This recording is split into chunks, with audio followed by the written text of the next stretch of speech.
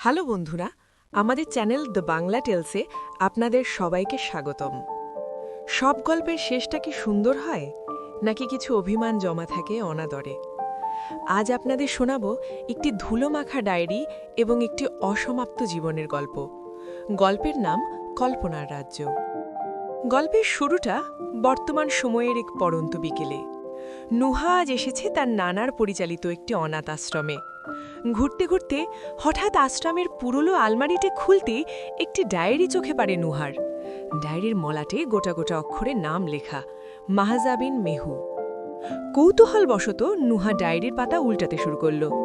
ডায়েরির পাতায় লেখা মেহু সে অব্যক্ত কথাগুলো যেন জীবন্ত হয়ে উঠল নুহার চোখের সামনে। নুহা পড়তে শুরু করল। কেউ বৃষ্টির অবাধ বর্ষণে, কেউ সূর্যের রক্তিম আভাতে, আবার কেউ কেউ ভোরের আকাশে হালকা তুলোর ন্যায় ভেসে থাকা অজস্র মেঘের মাঝে নিজেদের ঠিকানা খুঁজে নিতে হরহামেশায় মগ্ন থাকে। সুযোগ পেলেই তারা সুযোগটি লুফে নিতে ভোলে না। আমি কিংবা আপনি দুজনই তো মানুষ, তাই না? কিন্তু আপনার আর আমার মন মানসিকতার ধরন কি এক? না, আপনার আর আমার মাঝে বিস্তর পার্থক্য রয়েছে। হয়তো সেটা মানসিকতা অথবা অন্য কোনো ক্ষেত্রে। তেমনি আপনি যদি বলেন আপনি বৃষ্টিতে মুগ্ধ হন, তখন আমি বলবো আমি তীব্র রোদের সোনালি রঙের আলোয় মুগ্ধ হই। হ্যাঁ, সত্যি, আমি তীব্র রোদে ঝলসিত হতে খুব ভালোবাসি। সবাই যখন গ্রীষ্মের দাবানলে অতিষ্ঠ হয়, তখন আমি উপভোগ করি গ্রীষ্মের সেই দাবানলকে। এক কথায় বলতে গেলে আমি মানুষটার রৌদ্রের সখা।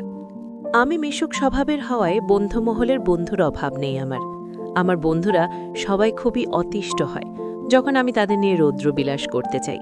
এই যেমন মাঝে মাঝে রোদের মধ্যে হাঁটা, আবার রোদে বসে থাকা।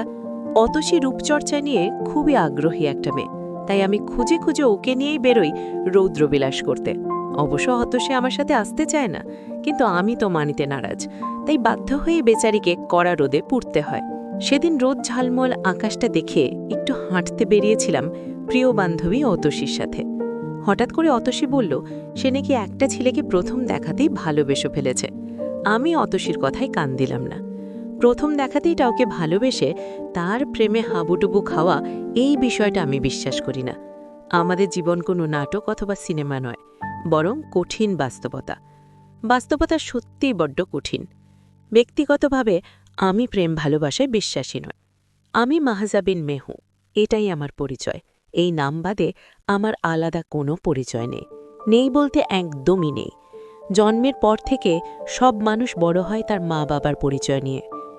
অতঃপর নিজস্ব একটা সময় সবাইকে নিজের একটা আলাদা পরিচয় গড়তে হয়, আর সেটাও হয় মা বাবার ইচ্ছাতে।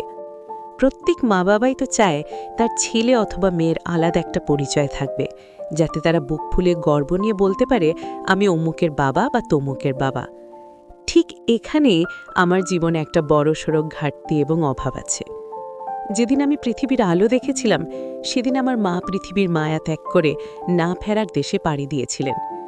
আমার বাবা মাকে বড্ড ভালোবাসতেন, তাই মায়ের অকালে মৃত্যু বাবা কিছুতেই মেনে নিতে পারেনি, আর আমাকেও নিজের মেয়ে হিসেবে মেনে নেয়নি। বাবা মনে করেন মায়ের মৃত্যুর কারণ আমি। আমার বয়স যখন ৩ মাস, সেদিন আমার বাবা আমার সাথে তার সকল সম্পর্ক বিচ্ছিন্ন করে দিয়েছে, আর আমার ঠিকানা হয়েছে অনাথ আশ্রম। হ্যাঁ, আমি বড় হয়েছি অনাথ আশ্রমে। খুব আদর যত্নে যে বড় হয়েছি তা কিন্তু না, অবহেলায় দিন কেটেছে আমার। অবশ্য আমাদের মতো মানুষ অবহেলারই পাত্র। আশ্রম থেকে আমাকে পড়াশোনার সুযোগ দেওয়া হয়েছিল। আমার পড়াশোনার সব খরচ আশ্রম থেকেই দেওয়া হতো আগে, কিন্তু এখন আর দেয় না। না দেওয়ারই কথা, তাদের তো কোনো লাভ নেই আমার পেছনে পয়সা খরচ করে।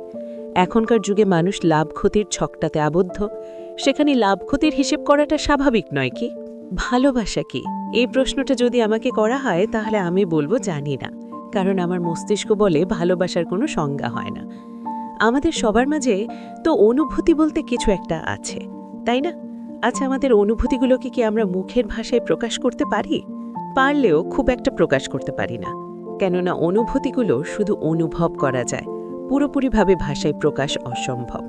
ভালোবাসাও ঠিক তেমনি অনুভূতি মিশ্রিত ব্যাপার, যা ভাষায় প্রকাশ করা দুঃসহ এক যন্ত্রণা।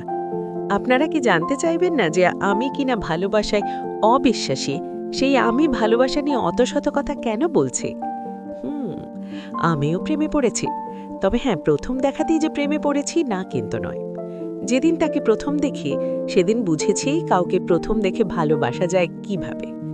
আসলে সেটা ভালোবাসা নয়, ভালো লাগা। আমার ক্ষেত্রেও তাই হয়, কিন্তু সময়ের ব্যবধানে ঠিকই তাকে ভুলে যাই। কিন্তু সে ভুলে যেতে দিল কই, আবারও তার দেখা পাই। আস্তে আস্তে আমি ঠিকই বুঝে যাই আমিও কাউকে ভালোবাসি।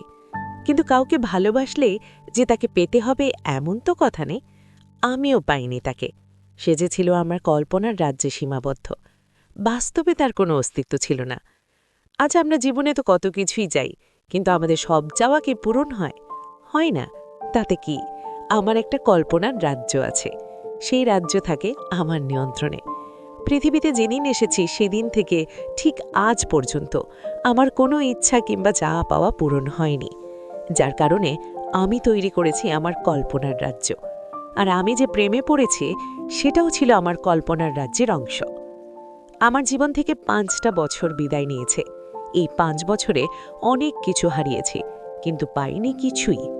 খুব বেশি দূর পড়াশোনা করতে পারিনি, তাই বলে কি হেরে গেছে? একদম না। জীবন নামক যুদ্ধে হেরে না গেলেও প্রাপ্তির কোঠা ছিল একদম শূন্য। ডায়েরির শেষ পাতাটা উল্টে দীর্ঘশ্বাস ফেলল নোহা। তার নেত্রপল্লক জুড়ে আছে ডায়েরিতে লেখা প্রত্যেকটা বাক্য। চোখ ভিজে গেছে নোনা জলে। নোহা তার নানার কাছ থেকে খোঁজ নিয়ে জানতে পারে কয়েক বছর আগে মেহু আত্মহত্যা করেছে। তবে কেন যে মেহু আত্মহত্যা করেছিল সেটা সবার কাছে এখনও অজানা। মেহুর সেই কল্পনার রাজ্য তার সাথেই হারিয়ে গেছে অজানায়।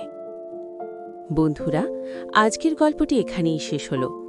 মেহুর এই করুণ কাহিনী আপনাদের কেমন লাগলো তা আমাদের কমেন্ট করে জানাতে ভুলবেন না। এমন আরও হৃদয়স্পর্শী গল্প শুনতে আমাদের চ্যানেলটি সাবস্ক্রাইব করে বেল আইকনটি চেপে দিন। দেখা হবে আগামী অন্য কোনো গল্পে। ধন্যবাদ।